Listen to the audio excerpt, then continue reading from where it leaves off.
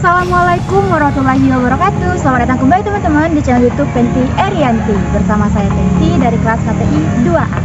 Teman-teman, apa kabarnya hari ini? Semoga kita semua dalam keadaan sehat ya. Nah teman-teman, kalau kemarin kita sudah membahas tentang teori perkembangan sosial anak dan contoh praktisnya dalam kehidupan sehari-hari, maka hari ini kita akan membahas tentang sosiologi perkotaan dan perubahan sosial budaya. Di pembahasan kali ini kita akan membahas beberapa pokok bahasan, yaitu yang pertama ada pengertian, yang kedua karakter masyarakat kota, yang ketiga tipologi kota, dan yang keempat perubahan atau kemajuan masyarakat kota.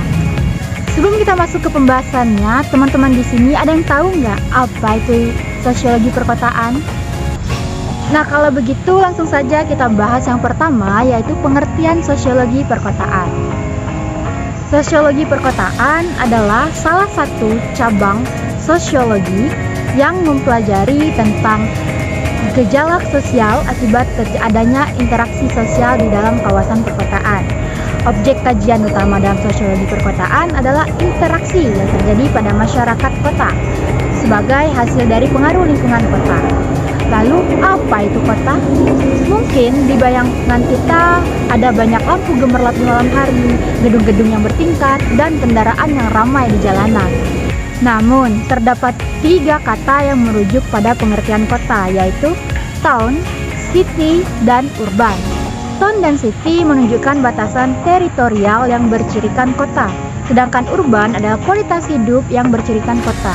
Town dan city dibedakan atas besarnya, dalam hal ini city lebih besar dari town. Sedangkan urban merujuk pada ciri dan cara hidup yang khas, memiliki suasana kehidupan dan penghidupan modern, dapat disebut daerah perkotaan. Atau singkatnya, kota atau perkotaan adalah kawasan pemukiman dengan jumlah penduduk yang relatif besar dan kepadatan penduduk yang tinggi. Pembentukan kota merupakan hasil dari perkembangan desa dalam perluasan pemukiman dan aktivitas manusia, sehingga keberadaannya sangat penting bagi wilayah di sekitarnya dalam kegiatan perdagangan, pemerintahan, industri, dan kebudayaan. Lalu kita akan langsung saja bahas pokok bahasan yang kedua, yaitu karakter masyarakat kota. Karakter masyarakat kota terbagi menjadi beberapa. Yang pertama, orang kota umumnya mengurus dirinya sendiri tanpa bergantung pada orang lain, artinya masyarakat kota cenderung individualisme. Lalu yang kedua, kehidupan keagamaan berkurang jika dibandingkan dengan keagamaan di desa.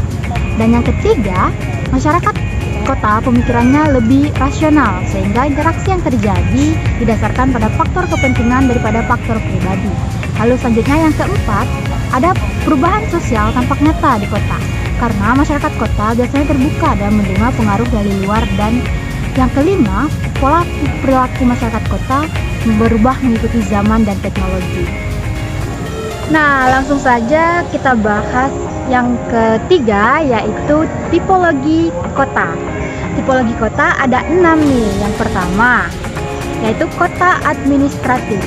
Kota administratif adalah kota yang menjadi pusat ibu kota suatu wilayah. Kota administratif harus berada di lokasi yang strategis dan memiliki kemudahan dalam aksesibilitas komunikasi dan mobilitas ruang. Yang kedua, kota pertahanan. Kota pertahanan adalah kota yang memiliki fungsi dominan yang berkaitan dengan keamanan dan pertahanan suatu negara. Dan yang ketiga, ada kota budaya. Kota budaya adalah kota dengan tujuan sebagai pusat budaya. Yang keempat, ada kota produksi. Kota produksi adalah kota yang berkaitan dengan kegiatan industri, manufaktur, atau kerajinan khas daerah.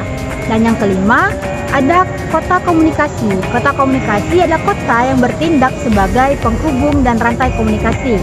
Serta ekonomi cukup penting dalam kota komunikasi karena berkaitan dengan hasil produksi dan distribusi barang. Lalu yang keenam ada kota rekreasi. Kota rekreasi adalah kota dengan tujuan wisata, termasuk di dalamnya wisata budaya, alam, dan lain sebagainya. Nah teman-teman, langsung saja kita bahas pembahasan yang terakhir, yaitu perubahan atau kemajuan masyarakat kota.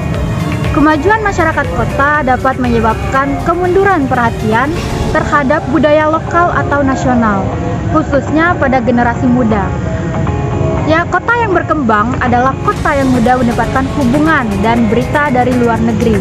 Hal ini dapat membuat anak muda di kota cenderung memilih budaya yang mereka anggap keren. Globalisasi, percepatan, dan kemudahan informasi semakin mempercepat efeknya. Namun, adapun kemajuan masyarakat kota yaitu majunya atau meningkatnya perekonomian masyarakat. Lalu yang kedua, meningkatnya kesempatan kerja. Lalu yang ketiga, munculnya teknologi dan inovasi baru. Dan yang terakhir, tercukupnya makanan pokok.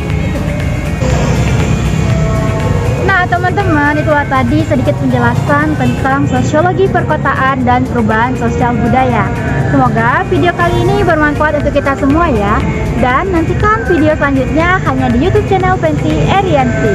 Terima kasih teman-teman. Wassalamualaikum warahmatullahi wabarakatuh. See you teman-teman.